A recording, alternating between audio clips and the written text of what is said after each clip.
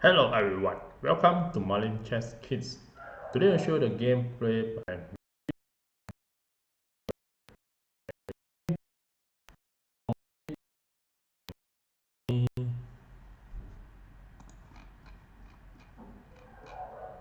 32 move. And here this game complete with a very beautiful sacrifice of the rook at the move 29. So let's see how's the game play. The game start with the pawn to b3 and the black play e5. Then bishop to b2 and the knight to c6. Then the white play e3 and knight f6 was played. Then bishop to b5 and here the black play bishop to d6 to protect the pawn if the bishop capture the knight. Then this will prevent the bishop to capture it. So after this, knight a3 was played and now the knight to a5 and preparing to push a pawn forward to attack the bishop. So this is the first 5 move and you can see that the position is equal, and here the white continue to develop more and trying to make the piece activity. After this, bishop to e2 was played and now the black go for short castling, and here c4 was played, and after this the queen moved to e7, and this idea is to use the bishop to capture the knight, and if the bishop capture it back, then the black will be winning a position. So after this, if you move any move, wrong move such as the knight to f3, then the white will just win the knight after a series of action. So after this, the knight moved to b5 to away from the attack, and after this the black continue to play a knight c6, and now the white is slightly better in this position. Then the knight to h3 and a6 was played trying to attack the knight. After this, the knight takes the bishop for the action. Knight takes d6 and the queen takes d6, and this is the first 10 move, and you can see that the white has an edge in this game. After this, the white trying to attack with the f4 pawn, and this allows the bishop to be active and able to attack the knight. So f4 was played and the queen goes to e7, and now the pawn just capture and the knight just capture back. After this, the knight moved to f4, bring the knight towards the center, and we have a more activity to play. And here the black just move a d6 to allow the bishop to be active in the board. And after this, the white just go for a short castling, and this rook is active and able to control the f file with the pawn already capture the e5 pawn. So after this, the bishop just moved to d7 to keep on the develop, and now the white play queen to e1, continue to bring the queen.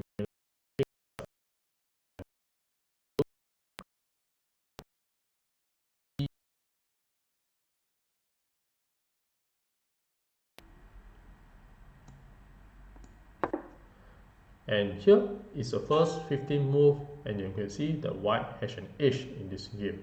And after this, the white continue to attack we're slowly pushing the pawn h3, and this pawn also will prevent the knight to move to the g4 square.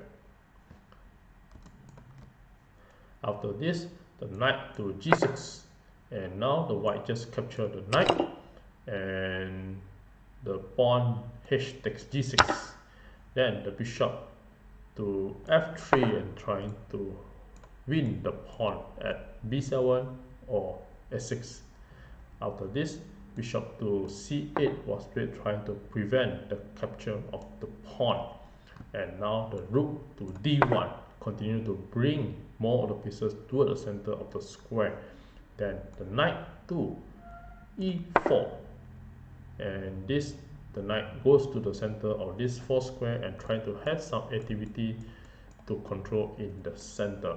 And here the white just push a d3 to attack the knight, and the knight just goes to g5 trying to attack the bishop and go for the exchange.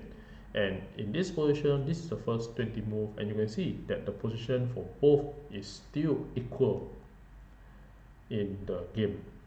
And now the white just slowly push the pawn to e4 to move forward, and the knight just capture and trade off the knight with knight takes f3. Then the rook continue to capture it. Rook takes f3, and after this the pawn to f6 and double up the pawn. This will prevent the attack of the bishop directly. And now the queen goes to g3, and here, even though both may have the same pieces, white is more active in the game and is slightly better.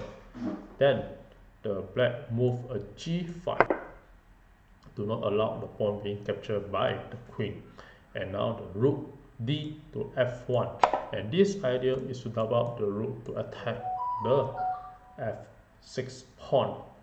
And after this, the bishop move to d7, and you can have the idea of moving up the bishop to c6 and pinning the pawn, or attack the pawn, and you can push the pawn forwards. So after this, h4 was played, and this the black just captured the pawn, and here is the first 25 move, and you can see that slowly the white has become better in this position. So here the white continue to capture it, and after capturing it, then the rook will go to g3 and able to attack the pawn, and this will be definitely a winning for the white. And after this, queen e6 was played.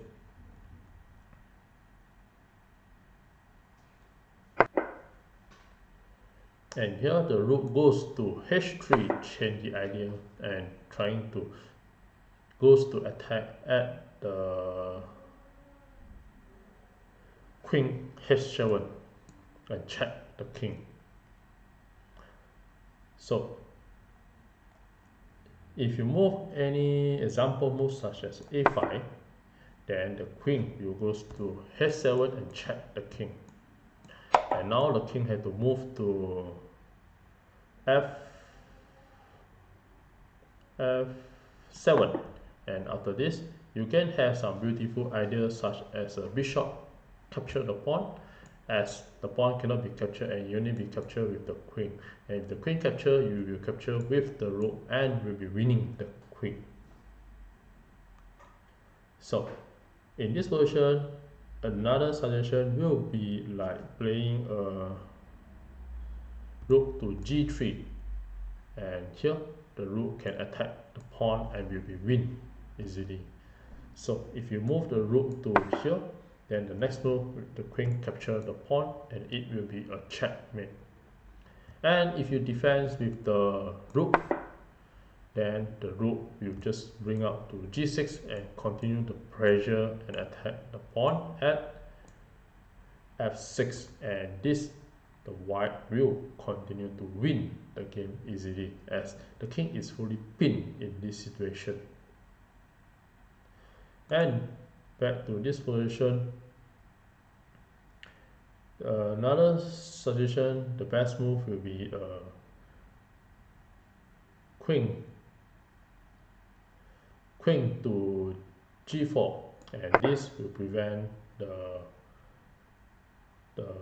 difficulty of the black to play. And if you continue to check, then the king will just come out, and here you can nothing much you can do. If you just use the bishop to capture, then the king you can just move up, and there's no more pinning and win the queen from the white.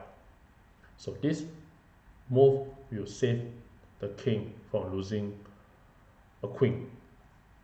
And in the actual game, after this position, the king moved to f7, and which this is one of the tactical blunder. After move this, then the rook to g3 and continue to attack the pawn, and this queen will come here and will capture it and will be a winning. So this is one of the attack, but in this position the better move to attack would be using the bishop to capture the pawn. And after capture, now the queen cannot be captured. If you capture, you'll be losing a queen. And if you move with the pawn for capture, then you have a simple checkmate with the queen, and the king is being blocked by its own two pieces. And this will be a typical swallowtail checkmate. So after bishop takes, and if you use the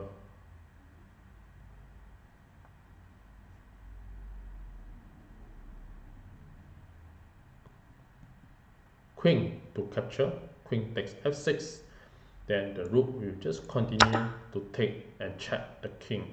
And after pawn capture, then the queen will go to h7 and check the king. And if the king move up, then the queen will continue to go to f5 and check.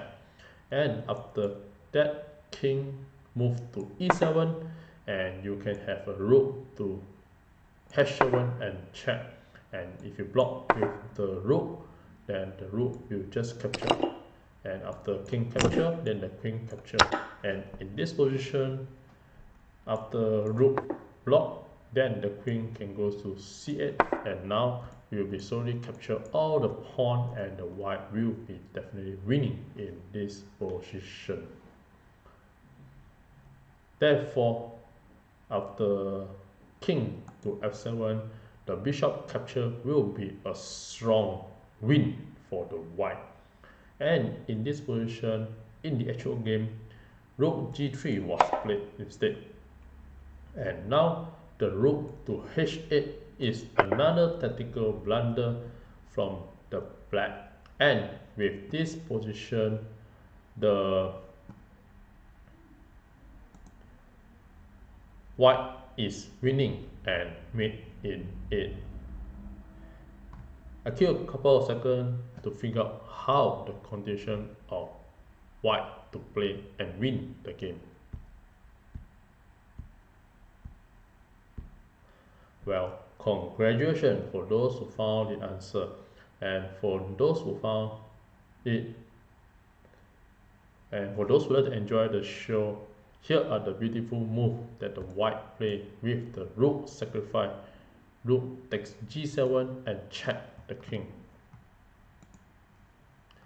So after rook takes g7 and check the king, and this is a game that was played, and the white is completely winning and mate. And now the king only have one place to move or to capture with the rook. If the king move to f8, then the queen will just continue to capture the rook, and now the king has no place to move, and it only can block with the queen. And here the queen just capture, and it will be a checkmate. Therefore, after the rook sacrifice, the king capture the rook, and now the bishop just capture the f6, and attack the king. And if your king move to g8, then the queen will just continue to take the rook, and after king goes to f7, then you have a queen to g7 checkmate. So after the bishop capture, then the king moved to g6, and this was played. And after this, the white continue to play a queen to g5 and check the king, and continue to checkmate the king at g7. So queen to g5, check the king, and again the king has limited place to move. It's only 2 places, and the black play king to f7, then the queen to g7, and it's a very beautiful checkmate. And with this, thank you.